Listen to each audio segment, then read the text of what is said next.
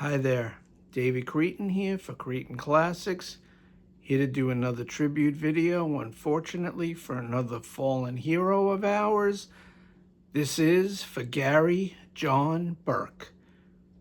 Gary was born April 9th, 1948 in Troy, New York, upstate from where I am. Unfortunately, he passed away at his home with his wife by his side, January 17th, 2026. This was in Port Ewan, New York, and he was 77 years old. Gary had a career as a drummer that lasted for well over 5 decades, closer to 6 decades. He was a drummer, a percussionist, and a producer. Gary attended the Crane School of Music and the Manhattan School of Music. After he got out of school, he next performed with the Radio City Music Hall Orchestra for 4 years. Talk about great schooling after school. After that, he played for a spell with the Alive Company. Gary is quoted as saying that his favorite drummer of all time was jazz great Art Blakey. Mr. Burke's been praised for his deep sound and big, heavy groove on the drum kit. Now, his first major gig of note when he became aware to the public who follows rock musicians, folk musicians, he played in 1975 to 1976 with the gentleman that I like to call Robert Zimmy Zimmerman, aka Bob Dylan, on Bob Dylan's Rolling Thunder Revue live tours from 75 to 76. And he also appears on Dylan's classic 1976 album, Hard Rain. So that was his first big rock and roll gig. His next big gig came for about 15, 16 years on and off. He played with the great Joe Jackson, one of my favorites. So the Joe Jackson albums that he appeared on, 1984's Body and Soul, what a phenomenal record. It's got a lot of jazz sounds. It has a bit of big band to it. So this was right in Gary's wheelhouse. Excellent Joe Jackson album. Next, he was on 1986's Big World, another album I give thumbs up to. 1987's Joe Jackson classical record, Willpower. In April of '88, Joe Jackson released a double live album, Live 1980/1986. April '88, Gary is on part of that, not the whole thing. August from 1988, the film score to the movie Tucker, Gary played on. Here's another great one, 1989's Blaze of Glory. I love that Joe Jackson album, way underrated. Great record, no bad cuts, a couple of unusual songs on there, but some phenomenal songs. Check out the title track if you don't know it. What an uplifting, great song that is. Moving on, the next Joe Jackson album he was on, from 1994, Night Music. Then 1999, Symphony No. 1. In May 2000, he played on the live album Summer in the City, live in New York. And his last collaboration with Joe Jackson, October 2000's Night and Day 2.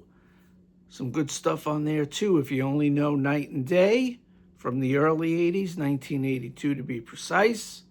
There's some worthwhile stuff on Night and Day 2 from 2000 also.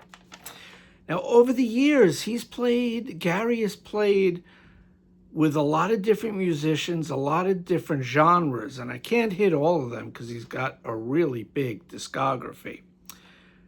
Unusual thing, which I didn't know, he collaborated with Garth Brooks, and he also toured with Shania Twain from 1995 to 1997.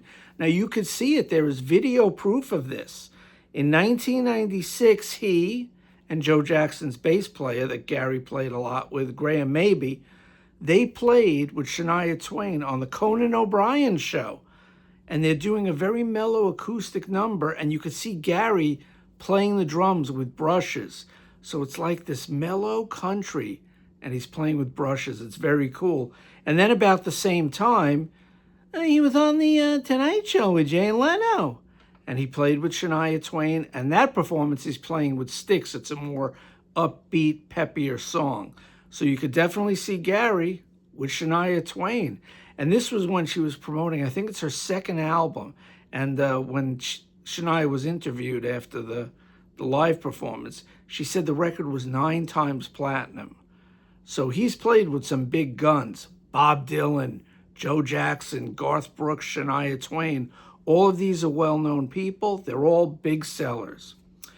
Moving on, he also played with Kinky Friedman, Marshall Crenshaw, a great power pop artist, great singer-songwriter, Graham Parker from England. What a phenomenal songwriter Graham is. David Torn, Rick Danko, Garth Hudson from the band, and dozens more people. For the past 25 years, Gary had played, he toured the US and Canada with the Grammy-nominated act Professor Lowe and the Crow Matrix, and I hope I'm pronouncing that right. Gary was also a well-respected figure in the Hudson Valley music scene, because later on in his life, he moved upstate to New York, to the Hudson Valley. Now, Graham Mabey, Joe Jackson's long-serving bassist, said of Gary, and I'm going to paraphrase this a bit, he taught me about the space in music, the air between the beats. Gary was very zen, the Buddha of the backbeat. So that is high praise indeed. Now, very quickly, I'm going to show a picture from 1992 that Mr. Graham Mabey put out on social media. Here is a picture.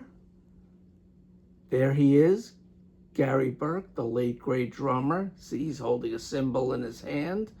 Underrated, undervalued keyboard player from the New York area, Mr. Joel Diamond.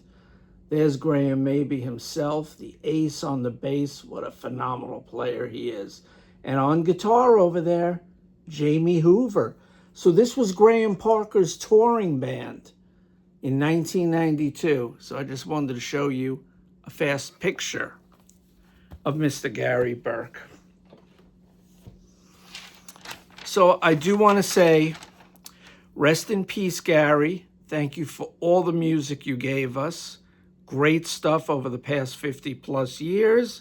My condolences to Gary's wife, his children, his grandchildren, all the musicians he ever played with over the past 5+ decades, which is a lot of people, his friends around the world, and also his fans around the world.